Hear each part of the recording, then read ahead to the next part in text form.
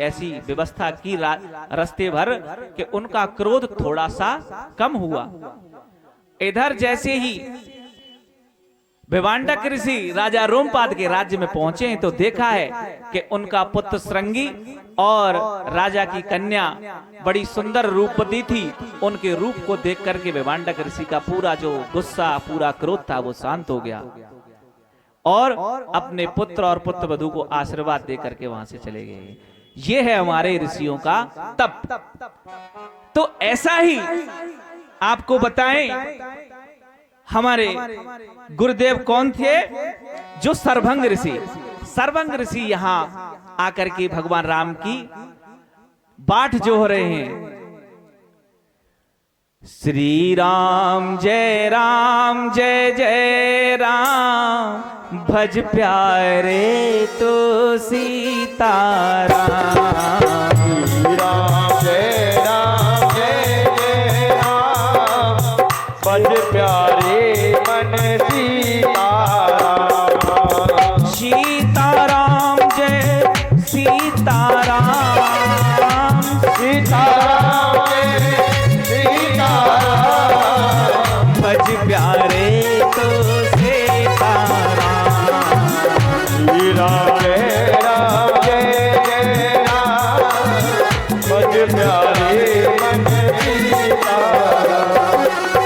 सीताराम जय सीताराम, सीताराम जय सीताराम, भज प्यारे तो सीताराम। श्री राम जय राम, भज प्यारे मन सीताराम। जय हो।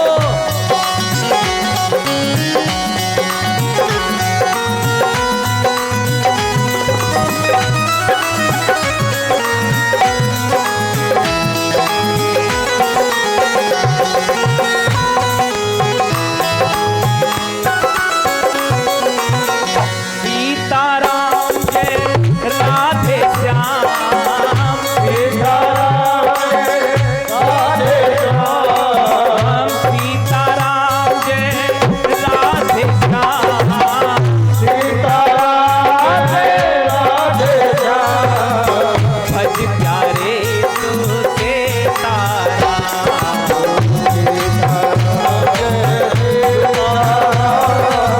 भज प्यारे मन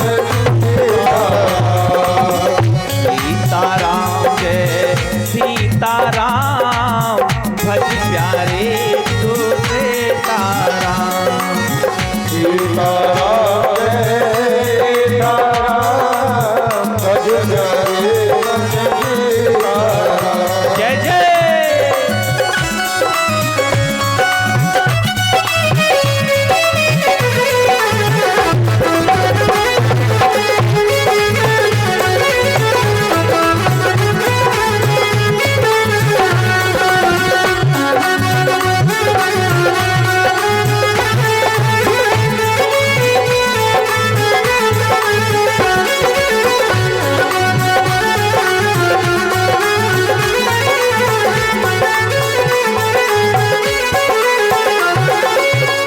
सीताराम जय राधे श्याम, भज प्यारे तो सीताराम। सीताराम जय राधे श्याम, सीताराम जय सीताराम, सीताराम जय राधे श्याम, भज प्यारे सीताराम। सीताराम जय सीताराम, भज प्यारे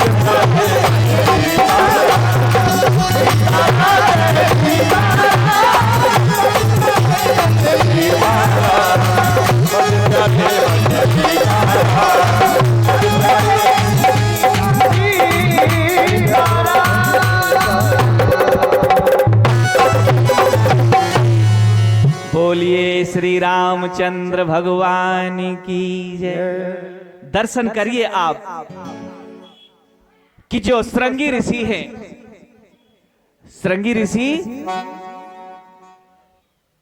कि चितबत पंथ रहे दिन राती, अब प्रभु देखे जोड़ानी छाती।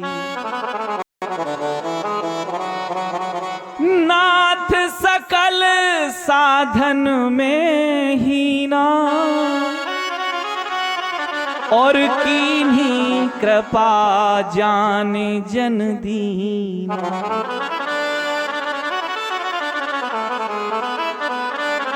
तब से श्रृंगी ऋषि रात दिन राह देख रहे हैं कि मेरे प्रभु श्री राम जी कब आएंगे।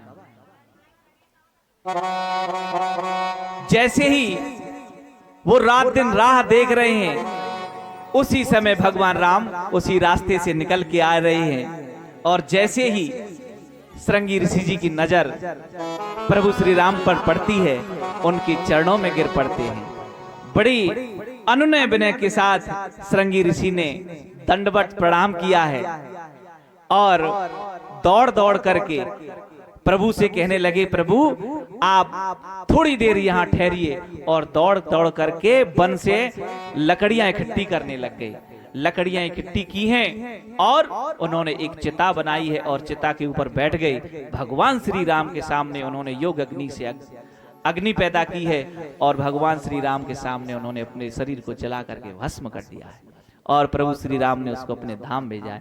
बोलिए श्री रामचंद्र भगवान की। कि यहां दर्शन करिए। आप जानते हो काजल क्यों लगाया जाता है? बताओ कोई है? काजल क्यों लगाते हो आंखों में? सभी लगाते हैं, पता है किसी को?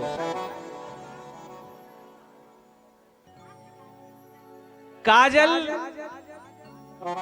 आंखों में जब लगता है तो हमें शीतलता प्रदान करता है। जो जितना तपेगा वो उतनी ही शीतलता समाज में छोड़ेगा।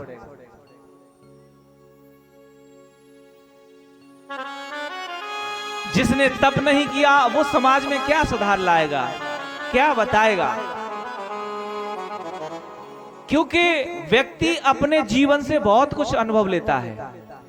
हमारे पिता तुल्य बुजुर्ग श्रोतागण बैठे हैं, अगर आप इनसे कुछ भी पूछेंगे तो वो अपने जीवन का अनुभव बताएंगे कि बेटा इस रास्ते से नहीं जाना है, उस रास्ते से जाना है, आपका कल्याण होगा। हमें कोई भी कार्य करने से पहले अपने बुजुर्गों का आशीर्वाद जरूर लेना चाहिए, क्योंकि उन्होंने जीवन जिया है, अपने जीवन के अच्छे बुरे भले दिन देखे हैं, तभी वो अपने अनुभव अपनी संतान के लिए छोड़ते हैं। यहां से श्रृंगी ऋषि जी को गति देकर के राम जी आगे चले हैं। वन में संतों का संग मिला है और जब संतों के साथ जा रहे थे राम जी तो उन्होंने एक हड्डियों का ढेर वहां देखा। उस ढेर को देख करके राम जी ने पूछा कि ये किसका ढेर है? कि पुण्य रघुनाथ चले बन आगे, मुनि बर वृंद बेपुल संग लागे।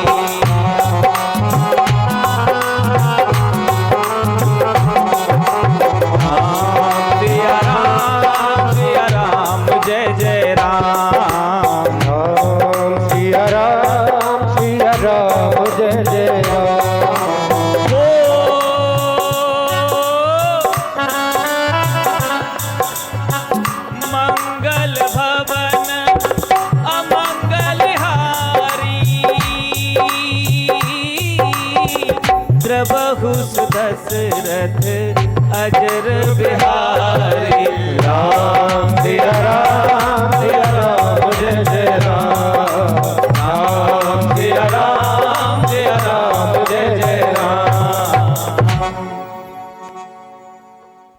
अस्त समूह देखे रघुराया और पूछी मुन्हे लाग अति दाया। प्रभु श्री राम ने ऋषियों के समूह से पूछा कि ये अस्थियों का ढेर यहाँ कैसे है। तो वो ऋषि तपस्वी बताते हैं कि यहाँ बहुत राक्षस रहते हैं और उन्होंने जितने वन में तपस्या ऋषि वगैरह करते थे सबको खा लिया है और ये उन्हीं का ढेर है। उनको देख करके, अस्थियों के ढेर को देख करके रामचंद्र जी उसी समय निश्चरहीन करहु महे भुज उठाए पन कीन सकल मुनह के आश्रम है जाए जाए सुख दी। उसी समय मेरे राम प्रतिज्ञा करते हैं कि मैं समस्त राक्षसों का संहार करूंगा और अपनी यात्रा के अनुसार हर मुनि, जितने मुनि वहां तपस्या कर रहे थे सभी को दर्शन दिया है। आगे चलते हैं। आगे एक मुनि जी हैं, अगस्त जी के शिष्य हैं सुतीक्षण जी। वो बड़े ज्ञानी हैं। राम जी ने उनके हृदय में प्रकट होकर के भक्ति का आनंद दिखाया है। राम जी आगे निकलकर राम जी बोले हैं हर मुनि कि अगस्त जी का दर्शन के लिए जा रहे हैं तो सुतीक्षण जी भी उनके साथ हो लिए कि प्रभु आप अगस्त जी के पास जा रहे हैं तो मैं भी आपके साथ चलता हूं क्योंकि वो मेरे गुरुदेव है। जैसे ही मेरे राम जी अगस्त जी के आश्रम पहुंचे हैं, अगस्त जी ने उन्हें गले लगा लिया है। राम जी ने अगस्त जी से पूछा आगे कहां जाना चाहिए। अगस्त जी ने कहा आप दंडक वन में जो पंचवटी है वहां पर निवास करिए, वहां बहुत सुंदर व्यवस्था है, आपका मन वहां लगेगा, ऐसा उन्होंने बताया।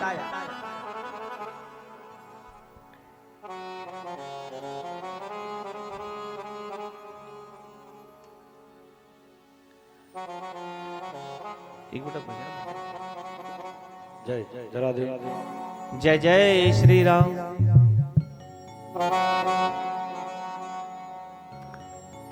जय राधे श्री राधे, जय जय श्री राधे।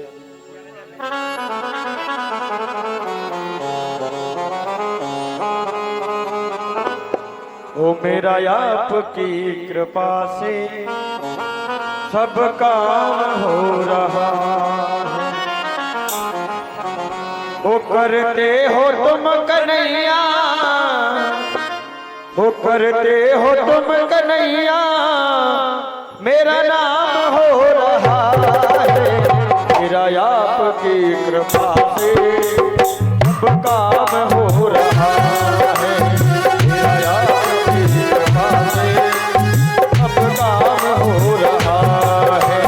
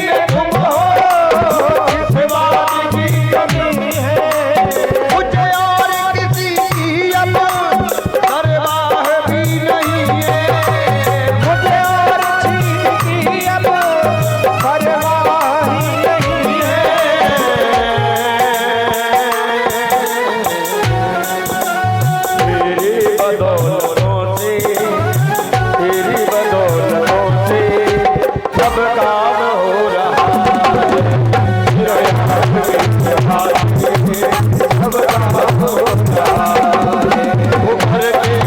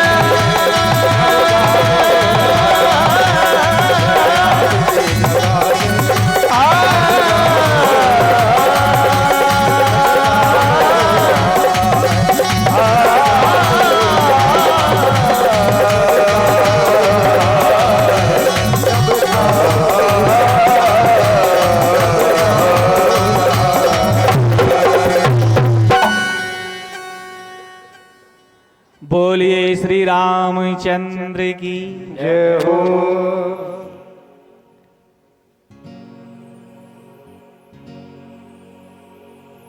एक पिता का एक पुत्र बड़ा उद्दंडी था। वो उससे बड़ा परेशान था, कुछ कमाता वगैरह नहीं था।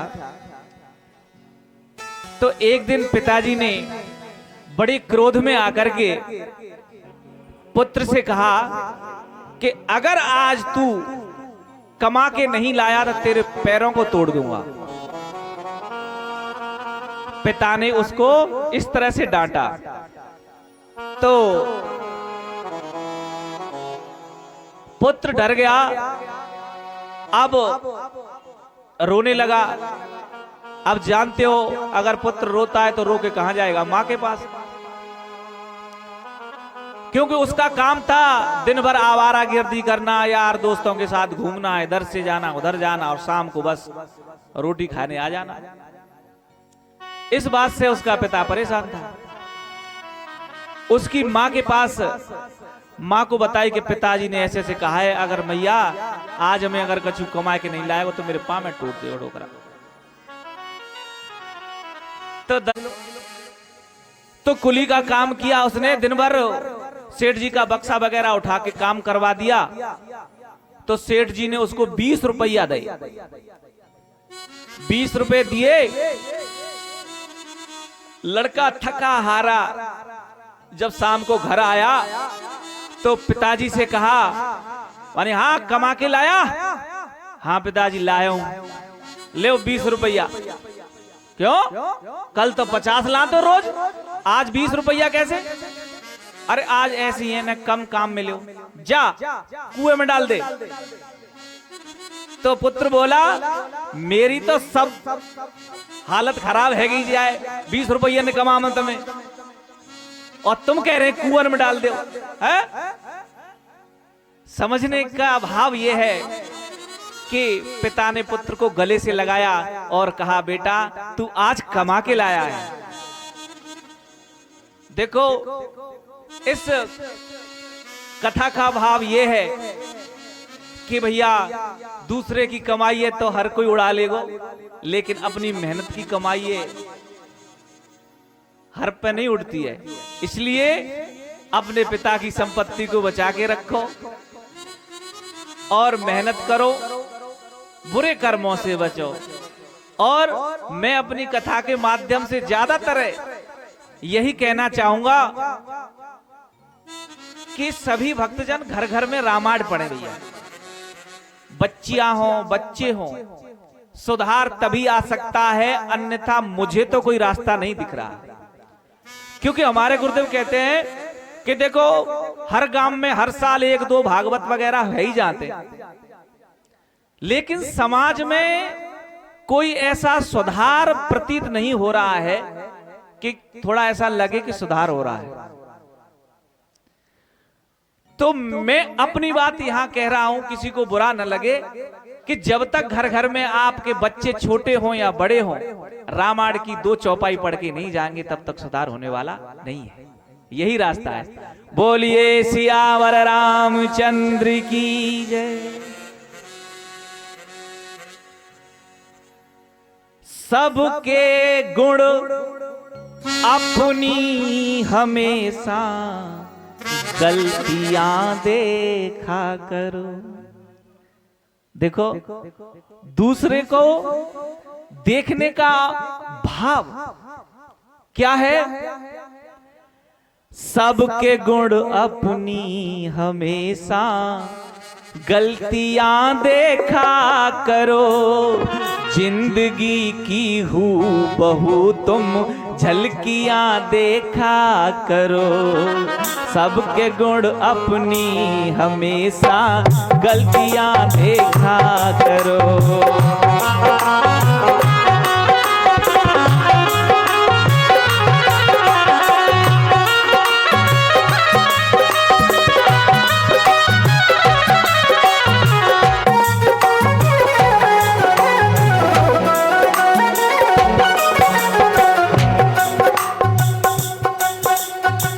विषयों का कर प्यान प्यारे, अरे विषयों का कर पान प्यारे, क्यों नशे में चूर हो। विषयों का कर पान प्यारे, क्यों नशे में चूर हो। विषयों का कर पान प्यारे, क्यों नशे में चूर हो। विषयों का कर पान प्यारे, क्यों नशे में चूर हो। ओम का एक जाम पीकर, अरे राम का एक जाम पीकर मस्तियां देखा करो।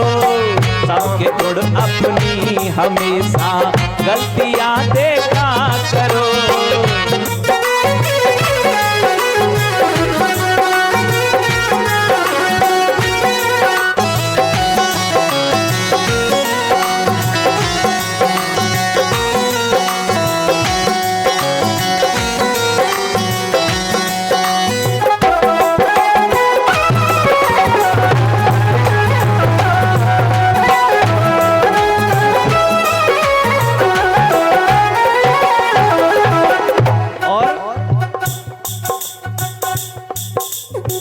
जिंदगी में चाहते हो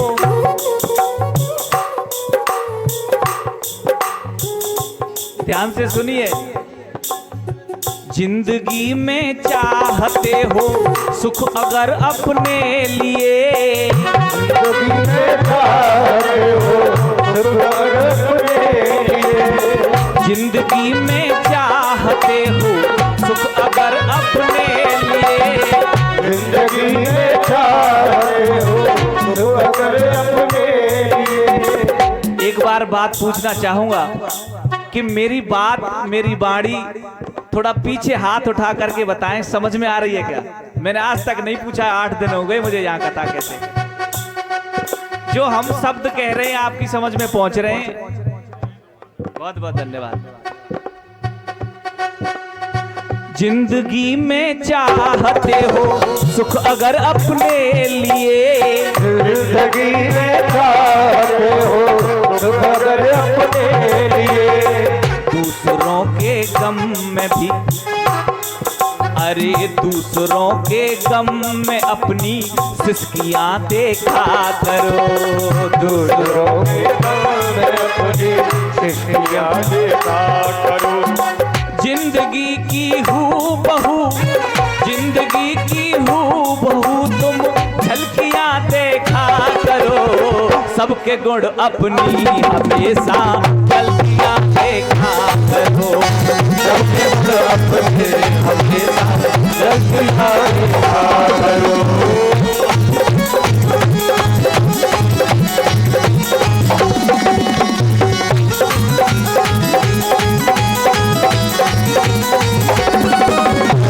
सबके गुण अपनी हमेशा गलतियां देखा करो, सबके गुण अपने हमेशा गलतियां देखा करो, सबके गुण अपने हमेशा गलतियां देखा करो, सबके गुण अपने हमेशा गलतियां देखा करो। बोलिए श्री रामचंद्र भगवान की जय। आगे अपनी यात्रा में भगवान राम, क्योंकि मैंने आपको बताया कि व्यक्ति को दूसरों में दोष देखने से पहले अपने को देखना चाहिए। सामने वाले में कोई ना कोई तो गुण होता है। अगर जिंदगी में आपको तरक्की करनी है तो सामने वाले में गुण देखो, अच्छी बातों को पकड़ो। मैंने सब सुनी सुनाई बातें, जैसे हम यहां कथा गा रहे हैं, हमने कथा रामायण जी से पढ़ी है, थोड़ा बुजुर्ग संतों से सीखा है, वो हम यहां बोल रहे हैं। अब एक मैं अपने घर का अनुभव आपको बता रहा हूं, खुद के घर का। मुझे इसको बात को कहने में कोई आपत्ति नहीं है, वैसे कहने लायक बात नहीं है। वैसे कल मैं कहता, लेकिन मेरी मम्मी आई थी इसलिए हमने नहीं कहा। एक दिन क्या होता है कि मेरी मम्मी में और हमारी मैडम जी में थोड़ा सुबह सुबह किसी बात के ऊपर, जानते हो सास बहू में चूचाएं, तो उनमें, तो कहने का तात्पर्य यह है कि मेरी मां ने दो बातें कही, एक थोड़ी अच्छी थी, एक थोड़ी बुरी थी, दो बातें कही। तो सुबह सुबह मैं चाय पी रहा था, तो हमारी मैडम जी आई और कहने लगी कि देखो तुम्हारी मां ने मुझसे ऐसे कहा है। मैंने जो गलत कही है कि सही कही है तुम बताओ। और मैं उनकी बातों को सुन रहा था, मैं कमरे में भीतर चाय पी रहा था सुबह सुबह। तो मैंने गलत कही है। फिर मैंने कहा कि तुमने इस बात पे तो ध्यान दिया, जो पहले जो अच्छी बात कही थी उस पर तुम्हारा ध्यान नहीं गया है? आपको चाहिए अच्छी बातों को पकड़ो। तो हमारा कहने का तात्पर्य यह है कि मैंने उसको समझाया, मैंने कि तुम जो अच्छी बात कही है ना उसको पकड़ ले। मैं प्रसन्न होता कि आज सासू मां ने हमसे ऐसे ऐसे ये अच्छी बात कही है, और तुम जो बुरी बात है भैया लेके आई, या तुम दोनों ने कहती। तो कहने का भाव समझिए, आदमी हमेशा बुरी बात को पकड़ के रखता है और उसी से झगड़ा प्रारंभ होता है। तो सामने वाले में से आप अच्छी बात ग्रहण करो, आप बगुला बनो, वो हंस बनो। हंस जो होता है अगर पानी रख दें, वो दूध में पानी मिला के रख दें तो वो हंस जो है दूध को पी जाता है, पानी को छोड़ देता है, ऐसा बताते हैं। तो आप हंस बनिए, किसी में बुराई है उसको बुराई को छोड़ दो, जो उसकी अच्छाई है उसको ग्रहण करिए। बोलिए श्री वर रामचंद्र की जय। आगे यात्रा में भगवान राम गीधराज से भेंट भई, बहुविध प्रीत बढ़ाए, गोदावरी निकट प्रभु रहे परन ग्रह जाए। वहां गृधराज जटायु से भेंट हुई है, उनके साथ बहुत प्रकाश से प्रेम बढ़ाकर श्री रामचंद्र जी गोदावरी के समीप पर्णकुटी छाकर रहने लगे। वो क्या है? पंचवटी। पंचवटी पे मेरे प्रभु श्री राम रहने लगे। वहां का दर्शन करिए कि एक बार कि सूपनखा रावण की बहनी, दुष्ट हृदय दारुण जस अहनी, पंचवटी सोई गई एक बारा, देखे बेकल भई जुगल कुमारा। यहां पंचवटी पे प्रभु श्री राम जी और भैया लखन जी और मैया सीता जी रहने लग गए। तो वहां एक रावण की बहन थी सूपड़खा, तो वो राम जी और लखन को देख करके उन पर मोहित हो जाती है, कामांध हो जाती है, और एक सुंदर स्त्री का भेष बना करके उनके पास पहुंची है। उनके पास पहुंची है और उनसे विवाह करना चाहती है। कहती है कि तुम सम पुरुष नमो सम नारी, यह संयोग विधि रचा विचारी। कि आपके समान कोई पुरुष नहीं और मेरे समान कोई स्त्री नहीं है। अपने मुंह से अपनी बड़ाई कर रही है। आप मेरे साथ विवाह कर लीजिए। राम जी ने भेजा है भैया लखन के पास कि भैया मेरी तो पत्नी मेरे संग गई है, आगे लखन जी से पूछ ले। लखन के पास गई है। लखन ने कहा मैं विवाह तो तुमसे कर लूंगा, लेकिन ये बता मेरे साथ विवाह करोगी तो तुम्हें दासी बनना पड़ेगा, मैं तो राम का दास हूं। अब तुम बताओ दासी बनना चाहती हो कि रानी? तो यहाँ सूपड़खा बोली मैं तो रानी बनूंगी। तो रानी बनोगी तो राजा से विवाह कर, दास से क्यों कर रही है? फिर राम जी के पास पहुंची है। राम जी ने फिर लखन के पास भेजा है, मतलब इधर से उधर घुमा रहे हैं उसको। मतलब ऐसी वो चिढ़ जाती है तो एकदम वो अपने राक्षसी भेष में आकर के और मान के ये मुझे बड़े परेशान कर रहे हैं। पहले तो इनकी पत्नी को समाप्त करती हैं, तो सीता की तरफ दौड़ी है और प्रभु श्री राम का इशारा पाते ही आप जानते हो लक्ष्मण जी ने उनके नाक कान काट दिए। तो वहां से वो भाग करके अपने भाई, उसके भाई थे खर और दूषण, बहुत बड़े बलवान मायावी राक्षस थे, उनके पास पहुंची कि भैया देखो वन में दो राजकुमार आए हैं और उन्होंने मेरी ऐसी हालत कर दी है। खरदूषण को क्रोध आता है कि वन में राजकुमारों ने तुम्हारी ऐसी हालत की है। तो अपनी पूरी सेना को लेकर के उनको मारने के लिए चले हैं। आगे दर्शन करिए कि खर और दूषण ने अपनी पूरी सेना के साथ श्री राम जी और लक्ष्मण से युद्ध हुआ है।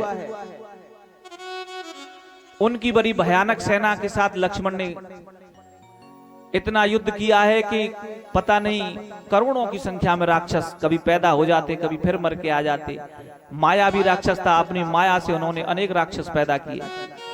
लेकिन प्रभु श्री राम ने देखा कि इनके राक्षस तो बार बार बढ़ रहे हैं और बहुत संख्या है, बहुत समय लगेगा इनको मारने में।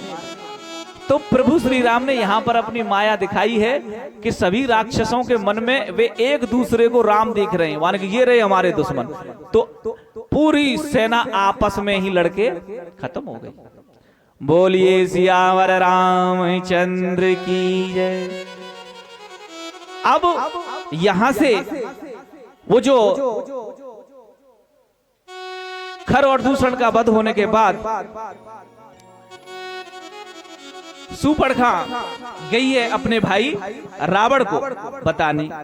रावण को बताया कि भैया ऐसे ऐसे देखो तुम्हारी बहन की क्या हालत कर दी है और उसने तुम्हारे खर और दूषण को मार दिया है।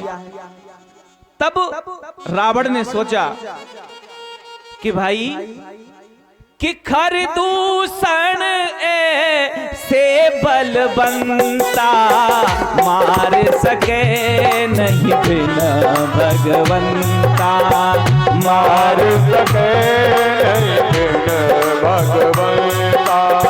खर दूषण से बलवंता, खर दूषण से बलवंता, मार सके नहीं बिना भगवंता, मार सके नहीं बिन भगवंता।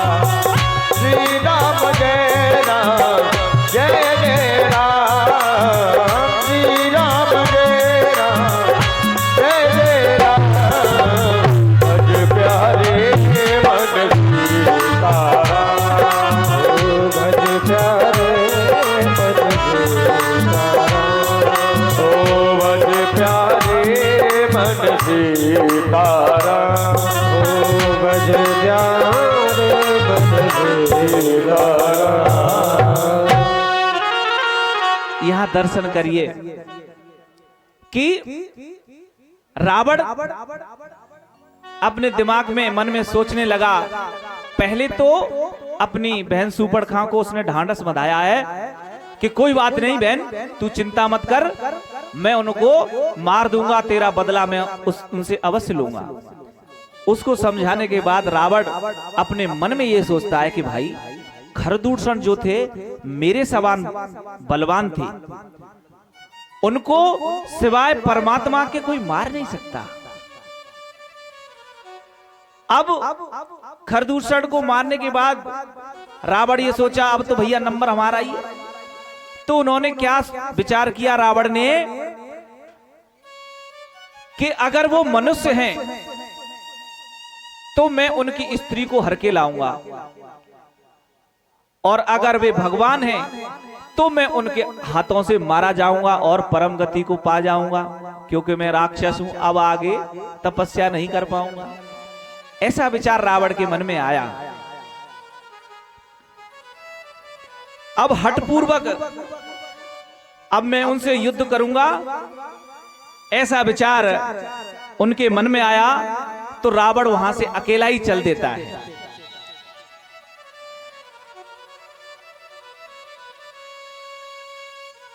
समुद्र किनारे पे वहां उसको मारीच मिले हैं।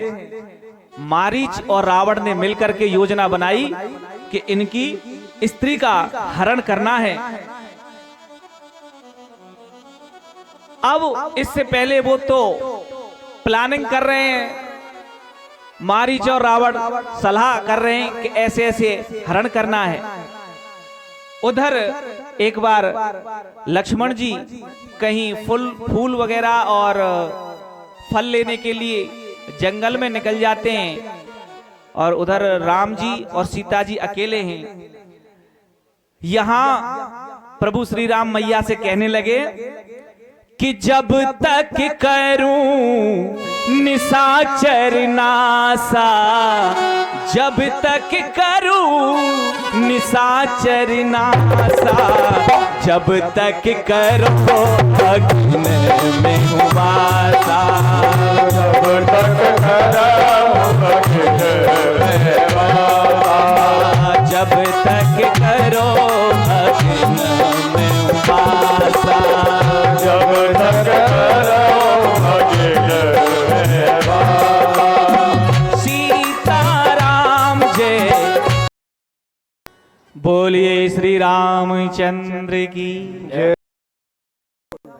अब एक मैं अपने घर का अनुभव आपको बता रहा हूं, खुद के घर का। पूरी सेना को लेकर के उनको मारने के लिए चले हैं।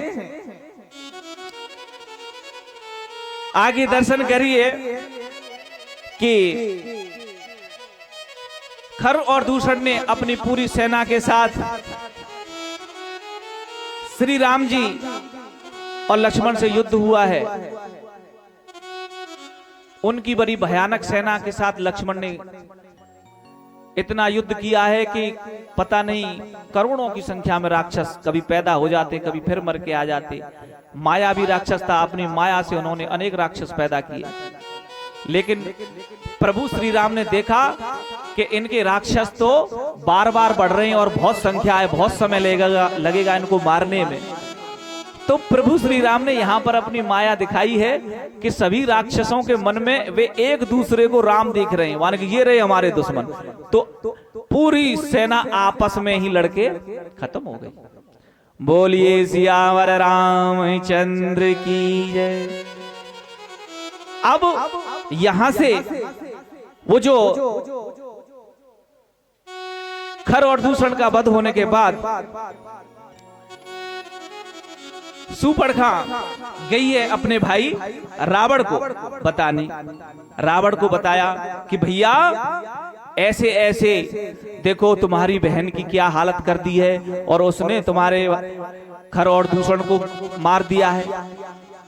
तब रावण ने सोचा कि भाई कि खर दूषण से बलवंता मार सके नहीं बिना भगवंता, मार सके नहीं बिन भगवंता। खर दूषण से बलवंता, खर दूषण से बलवंता, मार सके नहीं बिना भगवंता। मार सके नहीं बिन भगवंता। श्री राम जय राम जय जय राम। श्री राम जय राम जय जय राम। भज प्यारे मन सीताराम। भज प्यारे मन सीताराम। ओ भज प्यारे मन सीताराम। ओ भज प्यारे मन सीताराम। यहां दर्शन करिए कि रावण अपने दिमाग में मन में सोचने लगा।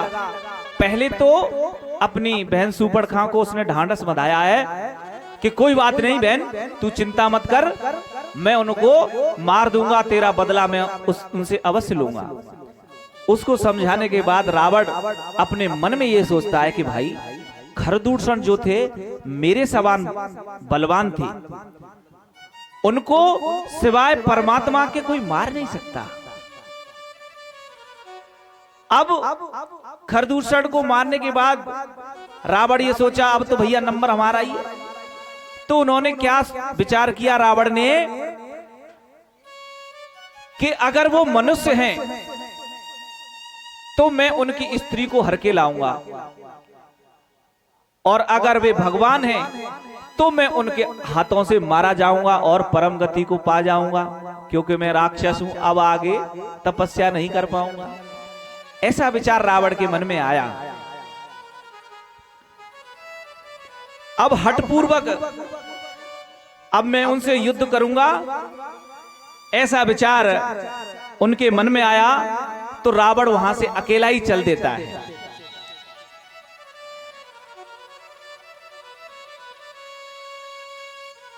समुद्र किनारे पे वहां उसको मारीच मिले हैं। मारीच और रावण ने मिलकर के योजना बनाई कि इनकी स्त्री का हरण करना है। अब इससे पहले वो तो प्लानिंग कर रहे हैं मारीच और रावण सलाह कर रहे हैं कि ऐसे ऐसे हरण करना है। उधर एक बार लक्ष्मण जी कहीं फूल वगैरह और फल लेने के लिए जंगल में निकल जाते हैं और उधर राम जी और सीता जी अकेले हैं। यहां प्रभु श्री राम मैया से कहने लगे कि जब तक करूं निशाचर नासा, जब तक करूं निशाचर नासा, जब तक करो अग्नि में हूँ वासा, जब तक करो अग्नि में वासा, जब तक करो अग्नि में हूँ वासा, जब तक करो अग्नि में वासा। सीताराम जय सीताराम गाइए। सीताराम जय सीताराम, भज प्यारे मन सीताराम, भज प्यारे मन भज प्यारे मन सीताराम, भज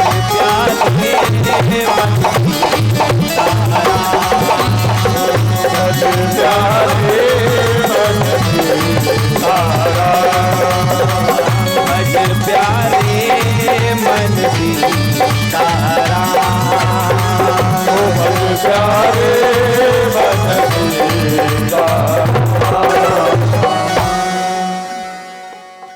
इस तरह राम जी ने मैया से कहा कि आप अग्नि में प्रवेश कर जाओ, क्योंकि अब निशाचरों के वध का समय आ गया है। उसी समय मैया सीता जी अग्नि में प्रवेश कर जाती हैं और अपना प्रतिबिंब, अपने छाया प्रतिबिंब हूबहू एक जो कहते हैं, ये समझिए एक नकली सीता वहां उत्पन्न हुई है। अब यहां मारीच से रावण कहता है कि मारीच कैसे सीता का हरण करना है। मारीच बोला कि रावण आप ऐसा मत करिए, क्योंकि मैं मारा जाऊंगा कि राम मुझे मार देंगे, क्योंकि पहले ही उन्होंने एक बिना फरका बाण मुझे मारा था, तो मैं यहां 100 योजन आकर के समुद्र पार गिरा था। आपको पता होना चाहिए। मान कि ऐसा है, अब तू नहीं चलेगा तो मैं तो मारूंगा। बता क्या हाल है कि तू मरेगा तो मनो यार, सीधी बात यहाँ है। तो यहां रावण कहता है कि तुम्हें तो मरना है। तो मारीच अपने मन में सोचता है कि क्यों न मैं प्रभु राम के हाथों मर के अपनी परम गति को पा जाऊं। तो वो योजना बनाते हैं कि आप मारीच मायावी हो, आप एक माया का हिरण बन जाइए। तो ऐसा ही होता है, मारीच एक सोने का हिरण बन जाता है और प्रभु श्री राम जी से के जो पंचवटी थी उसके सामने वो टहलने लगा। सीता जी की नजर पड़ी है कि प्रभु ये कितना सोने का सुंदर हिरण है, इसको मार करके इसकी स्वर्ण खाल से हम बिछौना बनाएंगे। तो प्रभु श्री राम जी सोने के हिरण के पीछे चल दिए हैं उसको मारने के लिए, और लक्ष्मण से कहने लगे कि लक्ष्मण तुम यहीं रुकना, मैं इस हिरण का वध करके अभी आता हूं। तो यहां प्रभु श्री राम जी मारीच के पीछे दौड़ते हैं। यहां मारीच अपने भाग्य पर इतराता है, दर्शन करिए कि मेरे कितने अहोभाग्य हैं। सारे भगत लोग जितने भी संत महात्मा हैं वो प्रभु श्री राम के पीछे पीछे जा रहे हैं। आज देखो प्रभु श्री राम मेरे पीछे दौड़ रहे हैं। दर्शन करिए, कल्पना करिए कितना सुंदर दृश्य, और अपने हृदय में अपने भाग की सराहना करता है कि जय हो प्रभु। और जैसे आगे आगे भागता जाता है और पीछे मुड़ मुड़ के देख रहा है, प्रभु श्री राम के दर्शन कर रहा है। तो प्रभु श्री राम ने अपना बाण छोड़ दिया और पहले ही उनकी योजना थी, जैसे ही बाण मारीच को लगा, हाय लक्ष्मण करके जोर की आवाज करके वो गिर गया। उधर ये आवाज मैया सीता ने सुनी, अरे लक्ष्मण आप तुरंत यहां से जाइए, तुम्हारे भैया संकट में हैं। तो यहां लक्ष्मण कहता है कि मैया राम तो संकट हरने वाले हैं, उनको संकट कैसा? माने कि नहीं तू जा नहीं रहा है। लक्ष्मण जाने को तैयार नहीं, भैया ने मुझे आज्ञा दी है कि ये घना जंगल है, यहाँ राक्षस वगैरह आते जाते हैं, मैं नहीं जाऊंगा। तो यहाँ पर दर्शन करिए, मैया सीता ने कुछ शब्द ऐसे कहे हैं लक्ष्मण जी से कि उनको जाना पड़ा है।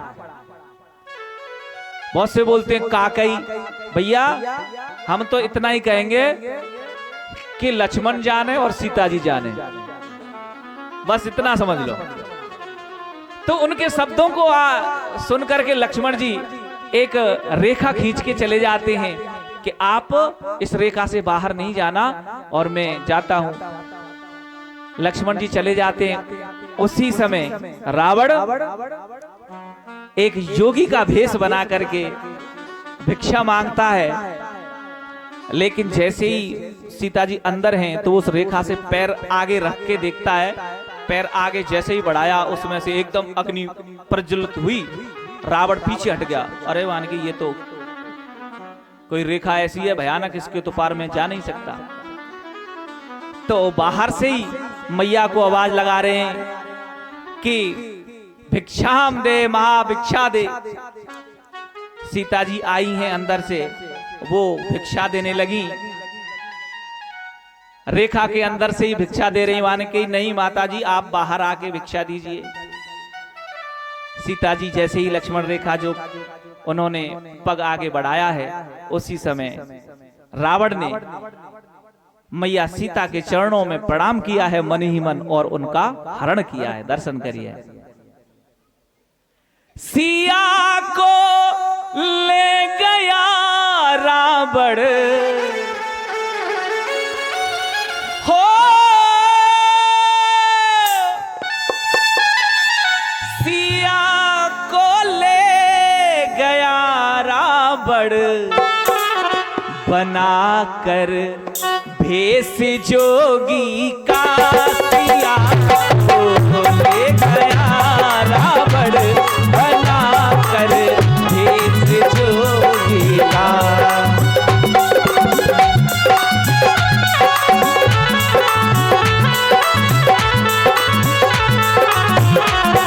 सिया को ले गया रावण बना कर भेष जोगी का। बना कर भेष जोगी का, बना कर भेष जोगी का। दर्शन करिए। कराया कराया नाश सब अप, कराया नाश सब अपना दीवाना हो तो ऐसा हो राम दशरथ के घर जन्म में घराना हो तो ऐसा हो राम दशरथ के घर जन्म में घराना हो तो ऐसा हो।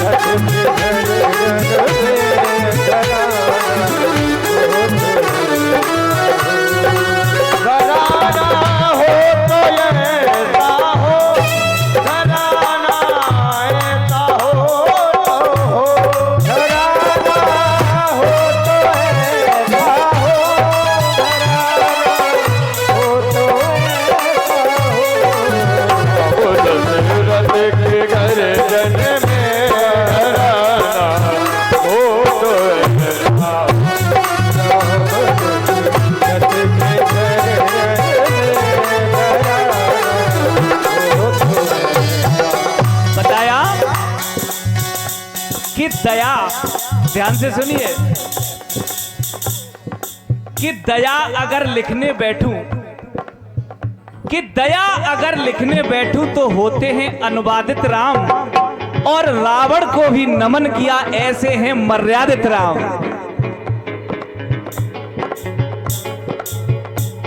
धनुष को जाकर के तोड़ा,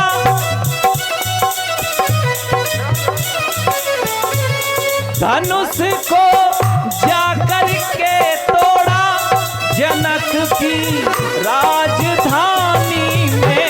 जनक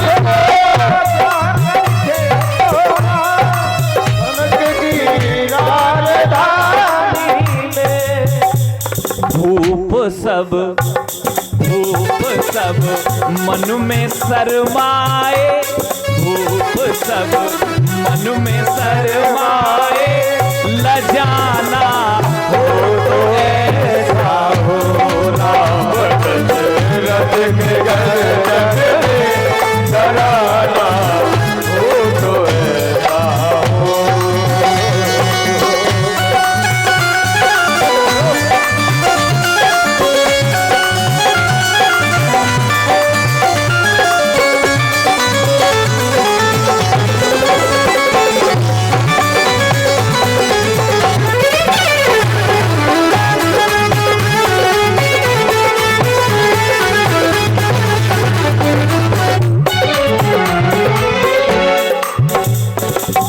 दर्शन करिए। पिता की मान कर आज्ञा, राम बन को चले आए। पिता की मान कर आज्ञा, राम बन को चले आए। पिता की मान कर आज्ञा, राम बन को चले आए। पिता की मान कर आज्ञा, राम बन को चले आए। और न छोड़ा संग सीता ने, न छोड़ा संग सीता ने, जनाना हो तो ऐसा हो, राम दशरथ के गर्दन में डराना हो तो ऐसा हो। राम दशरथ के गर्दन में धराना हो तो ऐसा हो। राम दशरथ के गर्दन में डराना हो तो ऐसा हो।